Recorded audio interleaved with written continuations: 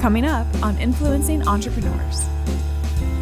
Nothing against working at the bank and being a project manager, but it was like the easiest job I ever had. It was the most money I'd ever made, but I hated it. I was just like, I cannot sit in front of a computer. That's not my idea of a great way to spend my day.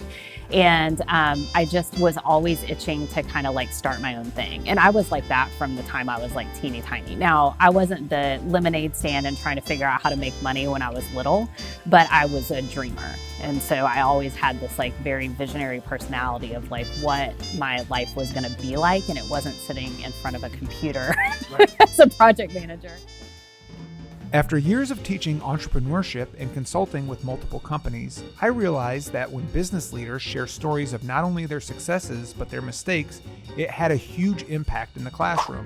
So I thought, why not document those stories? On this episode of Influencing Entrepreneurs, we'll hear from Amber Lewis. Amber is the visionary behind The Good Kitchen, a sustainably sourced meal prep service. Amber's passion for food grew out of her own personal journey to wellness. I'm Casmer Ward, and this is Influencing Entrepreneurs. So you're running The Good Kitchen right now. Yeah. We talk a lot about that, and you got a really big extension bringing on Tom Brady's Tb12 brand. But this didn't start off as an internet, food ordering system.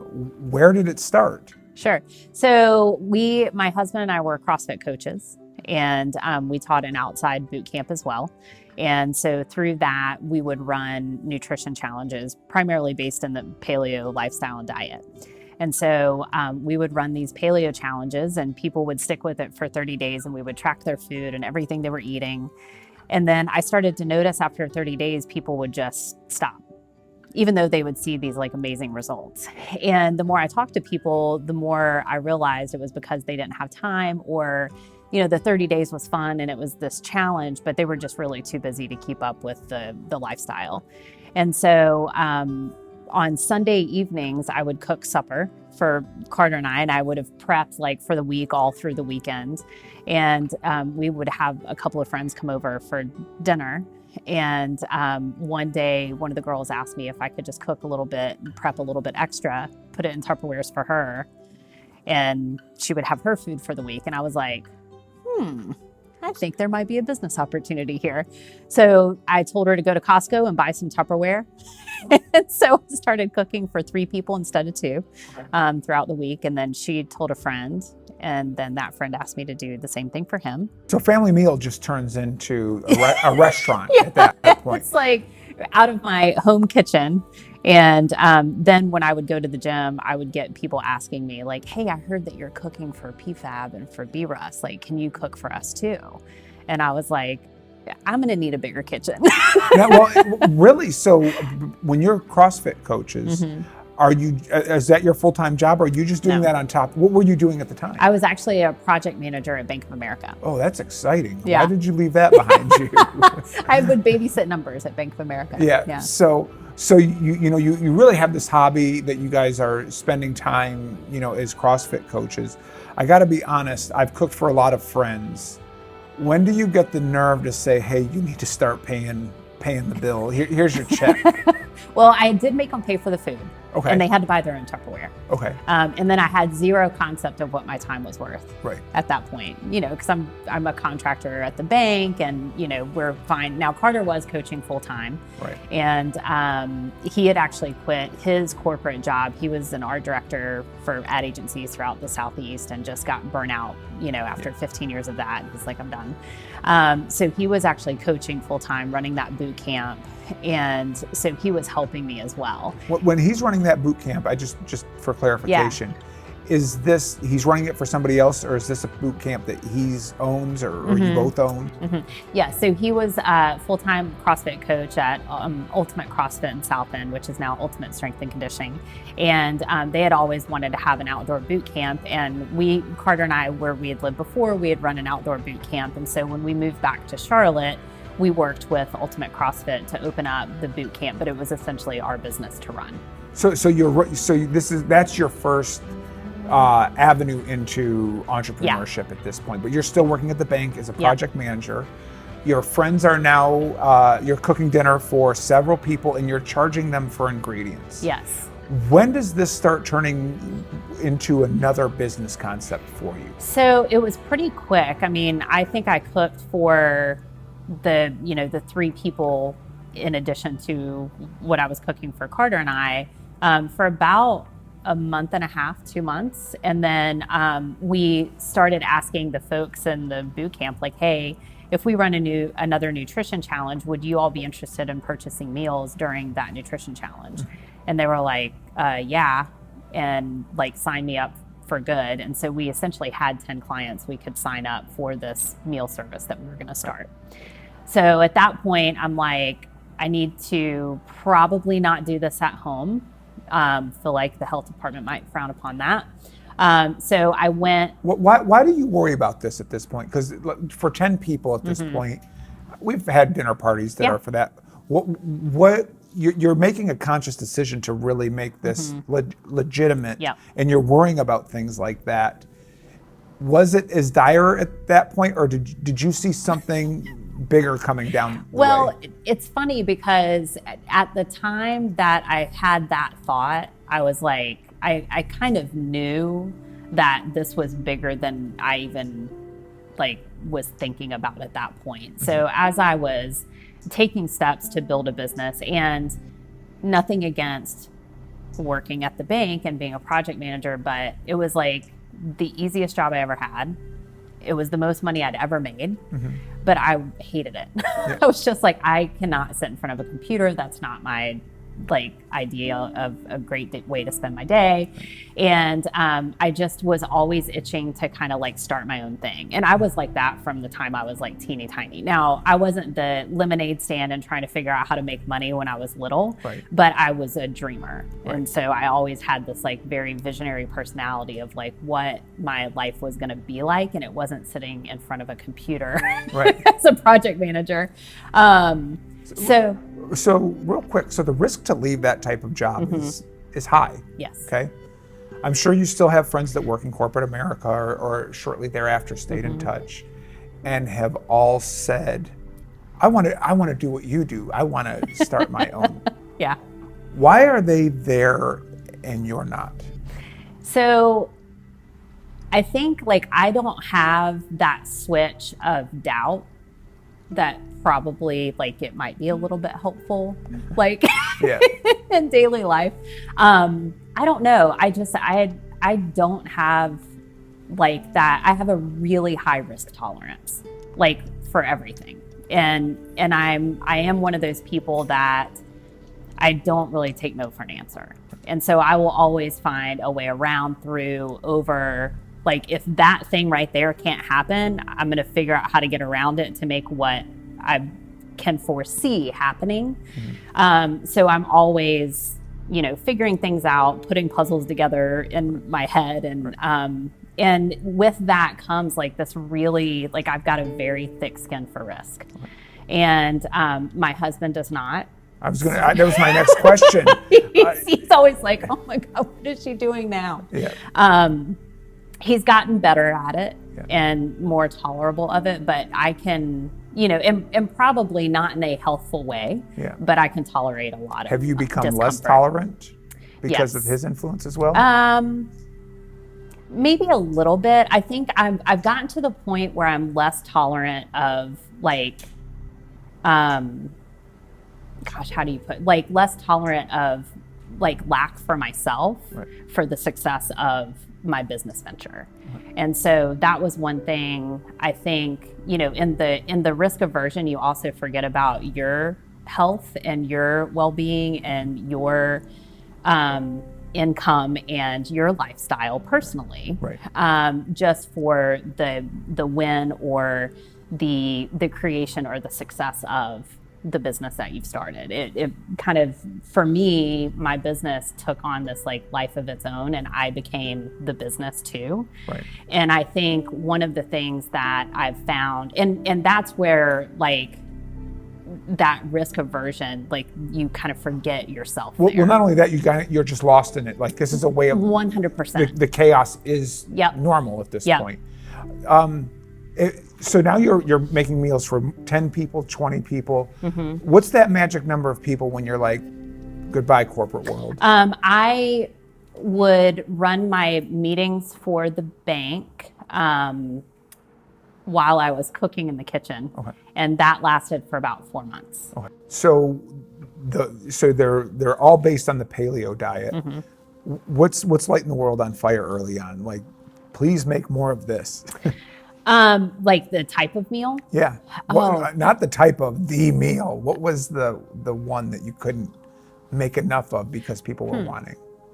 Well, so my mom was an excellent cook. Mm-hmm. And there probably wasn't one meal because I switched up the menu on a weekly basis. So nobody ever got the same thing twice. Mm-hmm. And I even made paleo friendly empanadas once with where I ground the plantains myself, and there were tears. Yeah. Like I cried. Yeah. It was so miserable.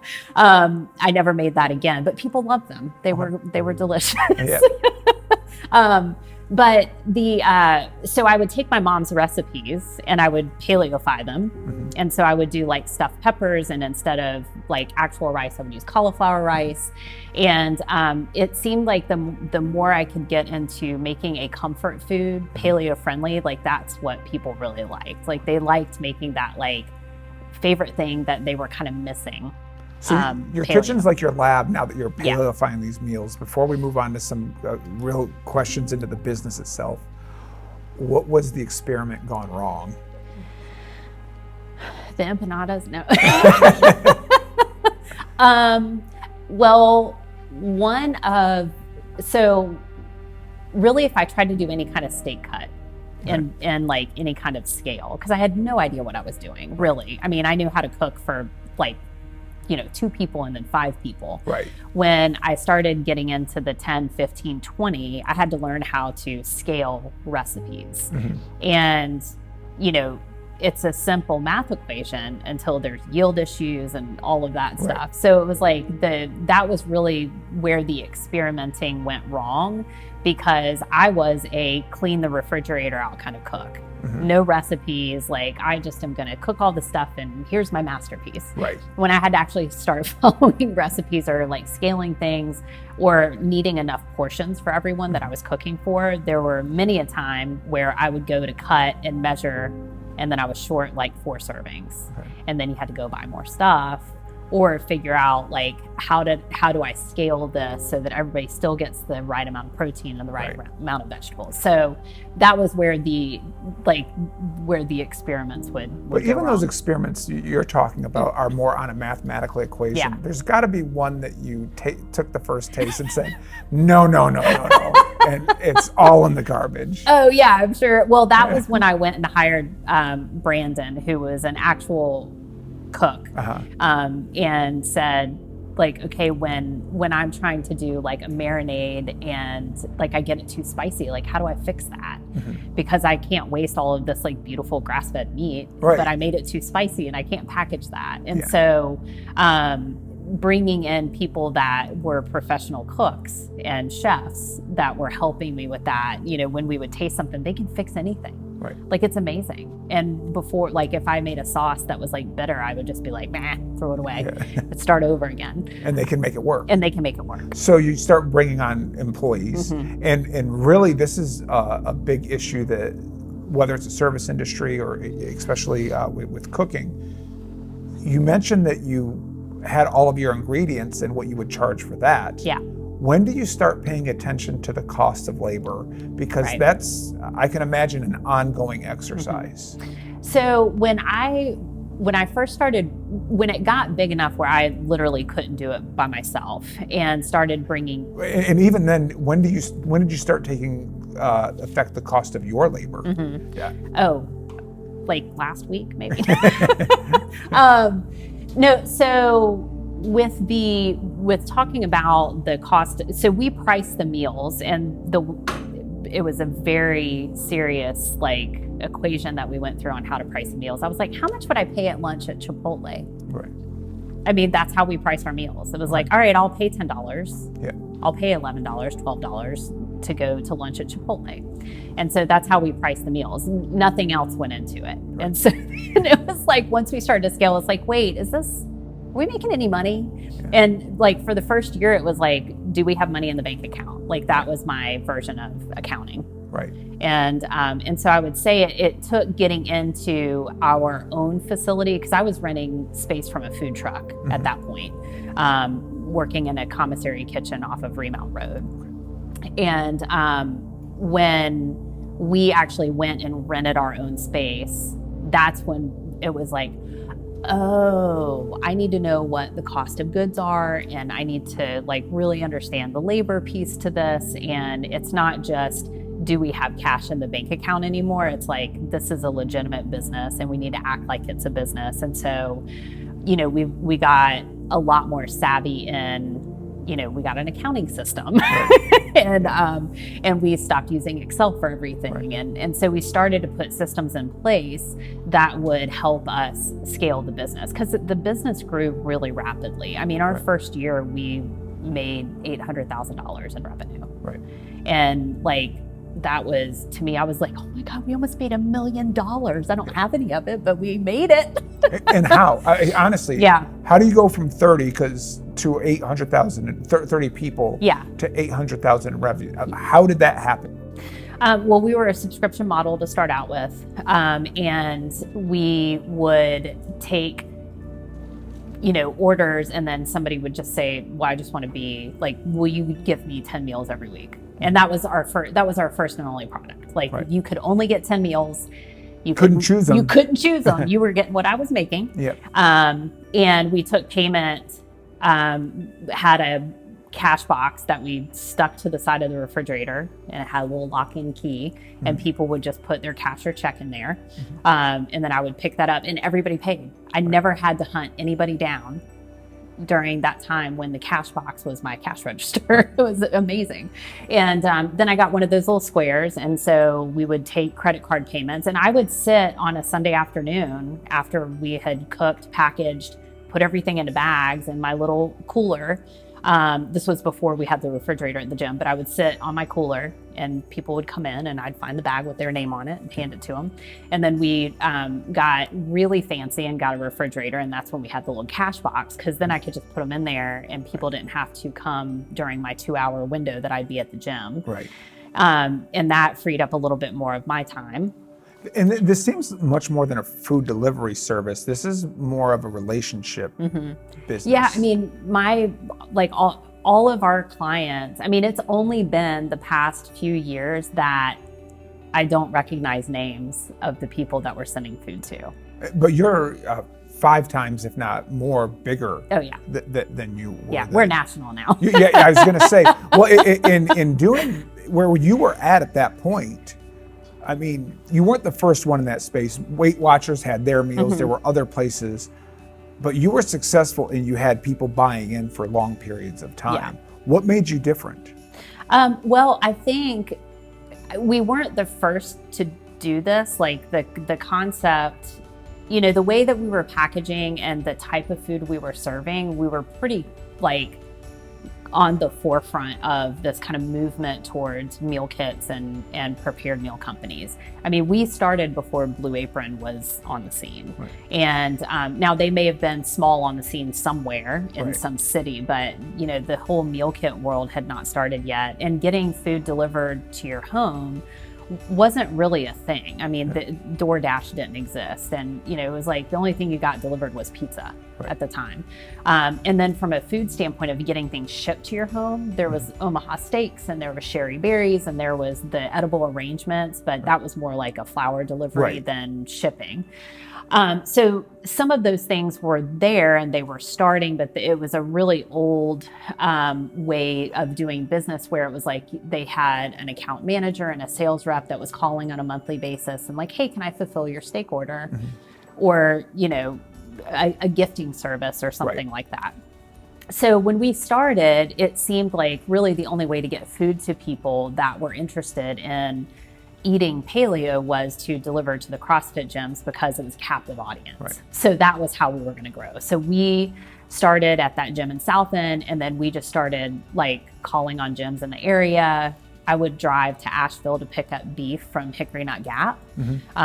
You couldn't get grass-fed beef in bulk in or around Charlotte at the time, so I had to drive to Asheville to get it. And while I was up there, Jamie Ager, who started Hickory Nut Gap, was like, hey, there's a CrossFit gym.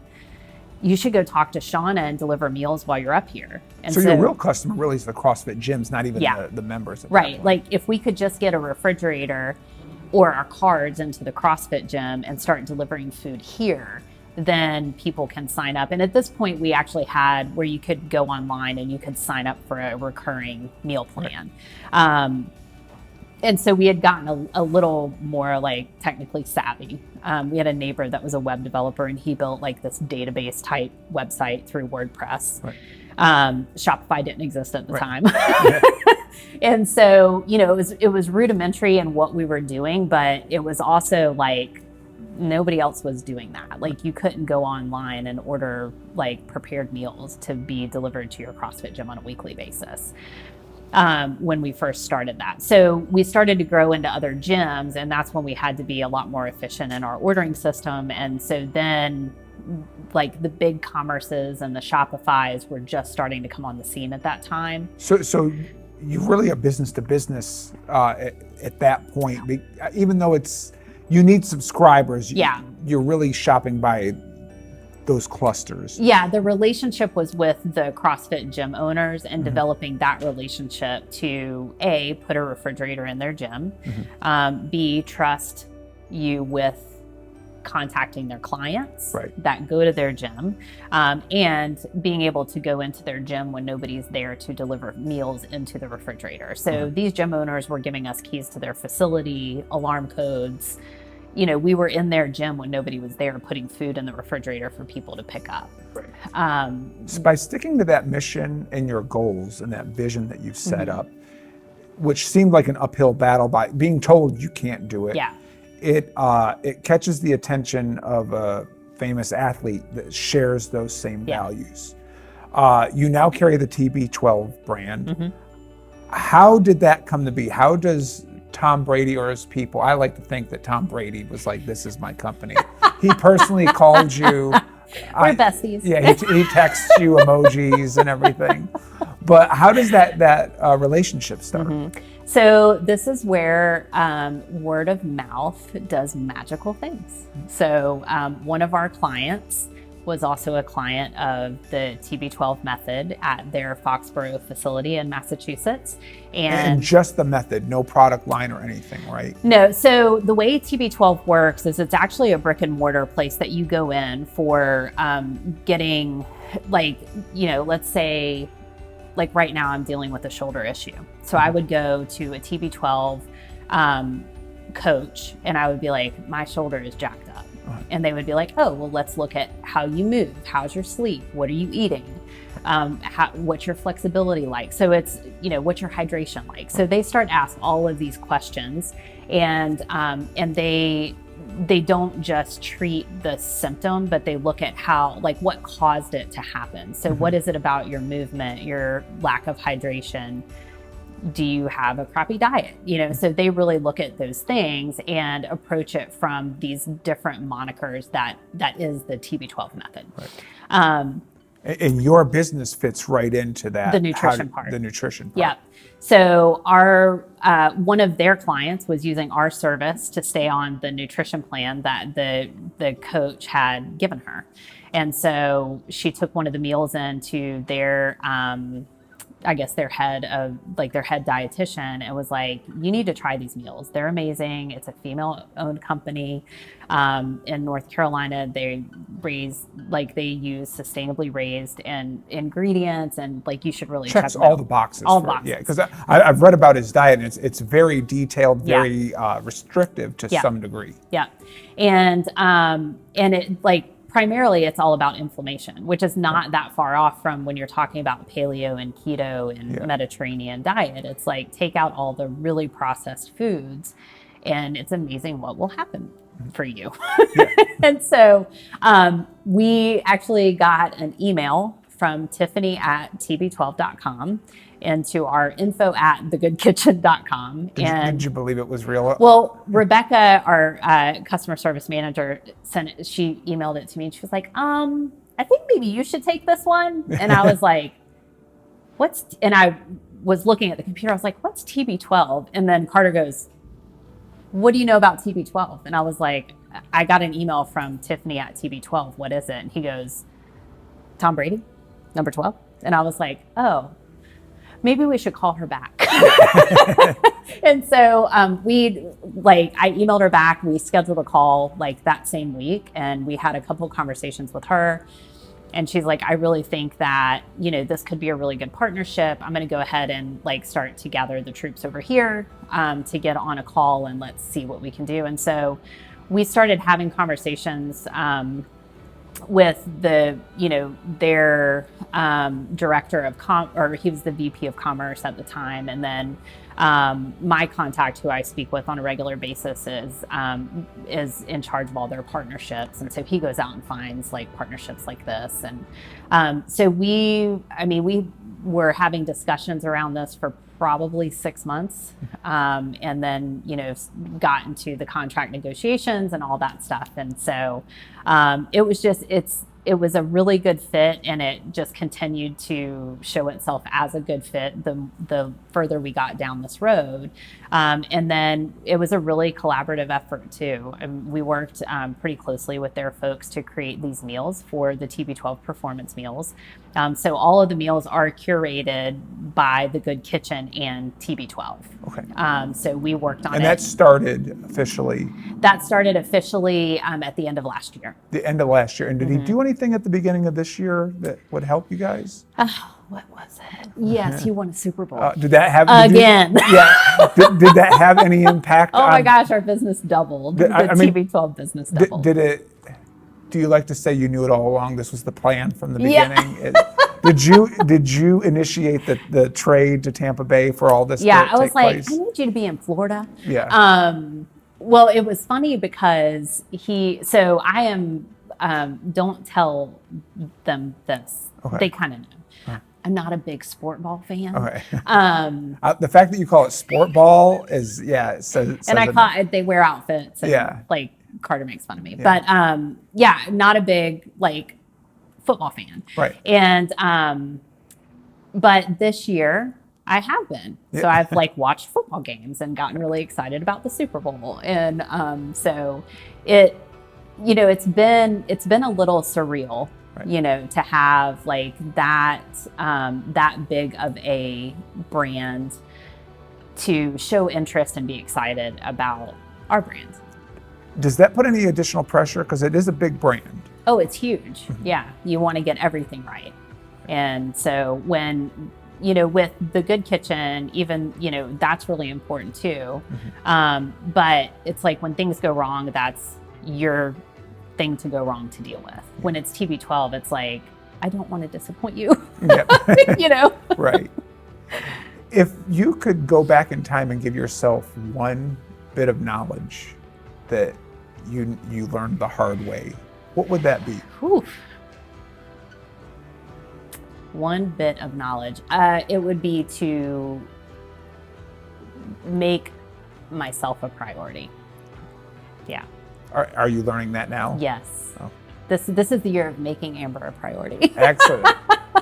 Well, I've got to ask this after everything we've talked about.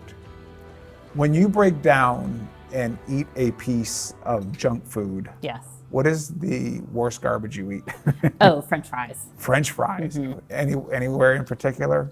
Or it just can just. Oh, or maybe tater tots. Any kind of fried potato with a lot of salt and some ranch dressing. Yeah.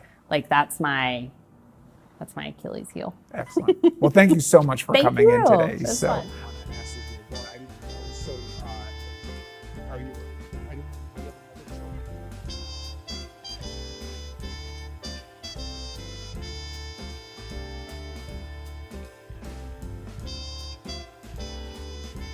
Thanks for watching. Make sure to subscribe to our YouTube channel at youtube.com/Nexagy Education or visit CasmoWard.com to catch up on previous episodes.